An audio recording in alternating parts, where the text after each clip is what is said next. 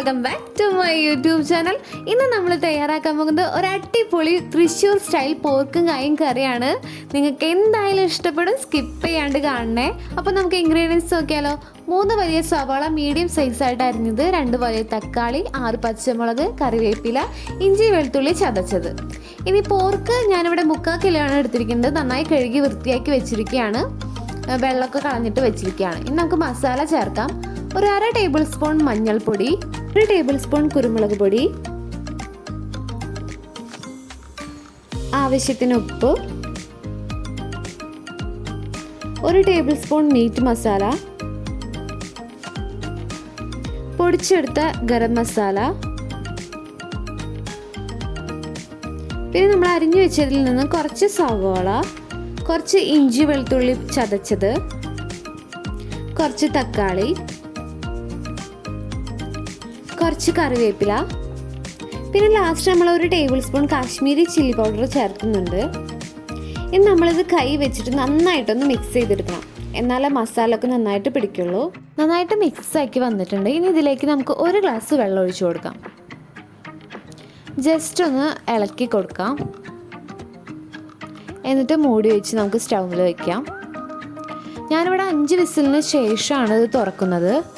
5 വിസിലെടുത്തു എനിക്ക് ഇത് വെന്ത് കിട്ടാൻ വേണ്ടിയിട്ട്. നിങ്ങൾക്ക് ഓരോ പോർക്കിൻ്റെ വേവ് അനുസരിച്ചായിരിക്കും വിസിലിൻ്റെ എണ്ണം, അപ്പോൾ അത് നോക്കിയിട്ട് ചെയ്യണേ.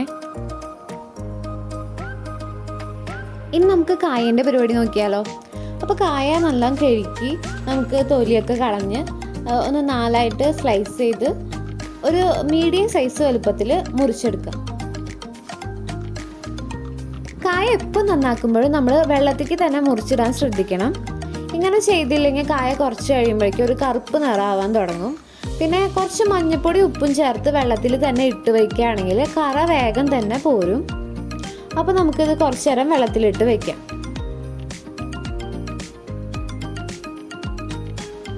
ഇനി നമുക്ക് പോർക്കിൻ്റെ കാര്യം നോക്കിയാലോ. അപ്പോൾ 5 വിസിലിന് ശേഷം നമ്മൾ കുക്കർ തുറന്ന് നോക്കുകയാണ്.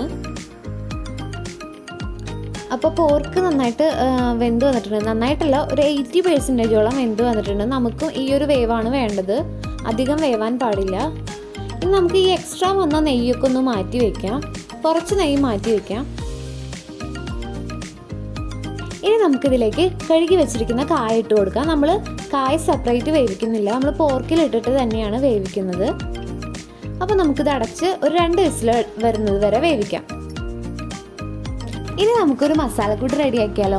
അതിന് വേണ്ടിയിട്ട് 1 ടേബിൾ സ്പൂൺ സാദാ മുളക് പൊടി, 2 ടേബിൾ സ്പൂൺ മല്ലിപ്പൊടി, 2 tablespoon Kashmiri chilli powder, 1 tablespoon meat masala. ഇതെല്ലാം കൂടി നമുക്കൊന്ന് മിക്സ് ചെയ്തെടുക്കാം. ഇനി ഒരു പാൻ വെച്ചിട്ട് നമുക്ക് ഈ പൊടികളൊക്കെ ഒന്ന് മൂപ്പിച്ചെടുക്കാം. പാൻ ഒന്ന് ചൂടായി കഴിഞ്ഞാൽ പൊടികൾ ഇട്ടിട്ട് ചെറുതായിട്ടൊന്ന് ഫ്രൈ ചെയ്തെടുക്കാം. പൊടികളുടെ ഒരു കളറ് മാറുന്നത് വരെ നമുക്കൊന്ന് ഫ്രൈ ചെയ്തെടുക്കാം. ഇപ്പോൾ നന്നായിട്ട് ഫ്രൈ ആയിട്ട് വന്നിട്ടുണ്ട്. ഇനി നമുക്കിതൊരു പ്ലേറ്റിലേക്ക് മാറ്റി വയ്ക്കാം. ഇനി നമുക്ക് അതേ പാനിലേക്ക് കുറച്ച് വെളിച്ചെണ്ണ ഒഴിച്ചു കൊടുക്കാം. വെളിച്ചെണ്ണ ഒന്ന് ചൂടായി വന്നു കഴിഞ്ഞാൽ 1 ടേബിൾ സ്പൂൺ കടുക് ചേർത്ത് കൊടുക്കാം. കടുകൊക്കെ നന്നായിട്ട് പൊട്ടി വന്നിട്ടുണ്ട്. ഇനി നമുക്ക് ഇഞ്ചി വെളുത്തുള്ളി ചതച്ചത്, പച്ചമുളക്, കറിവേപ്പില ചേർത്ത് കൊടുക്കാം.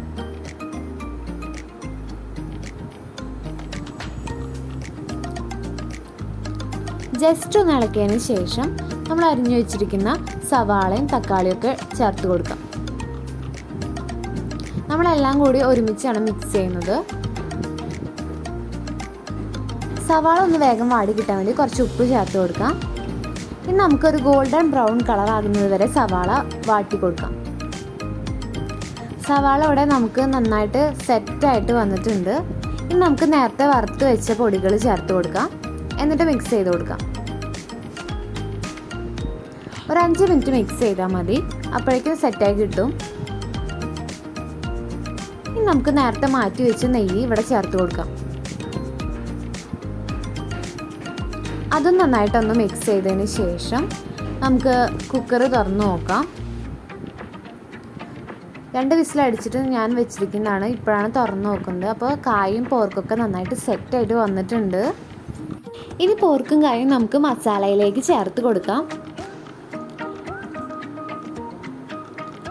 അതിനുശേഷം നമുക്ക് നന്നായിട്ടൊന്ന് ഹൈ ഫ്ലെയിമിലിട്ട് മിക്സ് ചെയ്ത് കൊടുക്കാം. ഇതൊരു 5 മിനിറ്റ് ഇങ്ങനെ വെച്ചാൽ മതി. കുറേ നേരമായിട്ട് വേവിക്കരുത്, കാരണം എല്ലാം നമ്മൾ വേവിച്ചെടുത്തിട്ടുള്ളതാണ്. ഈ ലാസ്റ്റ് 1 ടേബിൾ സ്പൂൺ വിനാഗിരി നമുക്ക് ഒഴിച്ചു കൊടുക്കാം. ഫ്രണ്ട്സ്, അപ്പോൾ നമ്മുടെ കറി ഇവിടെ സെറ്റായിട്ട് വന്നിട്ടുണ്ട്. നല്ല യമ്മി ആയിട്ട് ഇരിക്കുന്നുണ്ട്. ഇത് ജസ്റ്റ് ഒന്ന് ഗാർണിഷ് ചെയ്താലോ. അതിനൊരു 2 കറിവേപ്പില വെച്ച് കൊടുക്കാം. പിന്നെ സവാള, തക്കാളി സ്ലൈസ് ചെയ്ത് വെച്ച് കൊടുക്കാം. ഇതിപ്പോൾ കാണാൻ എങ്ങനെയാണോ അതുപോലെ തന്നെയാണ് കഴിക്കാനും അപാര ടേസ്റ്റാണ്. നമ്മുടെ തൃശ്ശൂർ സ്റ്റൈലിലുള്ള പോർക്കും കായും കറി എല്ലാവർക്കും ഇഷ്ടപ്പെട്ടു എന്ന് വിചാരിക്കണോ. ഇത് ചോറ്, ചപ്പാത്തി, പൊറോട്ടേൻ്റെ ഒക്കെ ഒപ്പം നല്ല അടിപൊളിയായിരിക്കും. അപ്പോൾ എല്ലാവരും ഇത് വീട്ടിൽ ട്രൈ ചെയ്ത് നോക്കണം. അപ്പോൾ ഇത് ഭയങ്കര സിമ്പിളല്ലേ. പോർക്കും കായും വേവേണ്ട ടൈം മാത്രമേ ഉള്ളൂ, ബാക്കിയൊക്കെ ഭയങ്കര സിമ്പിളാണ്. നല്ല ടേസ്റ്റി അടിപൊളി കറിയാണ്. അപ്പോൾ എല്ലാവരും ഇത് ട്രൈ ചെയ്ത് നോക്കണേ. Bye, thanks for watching.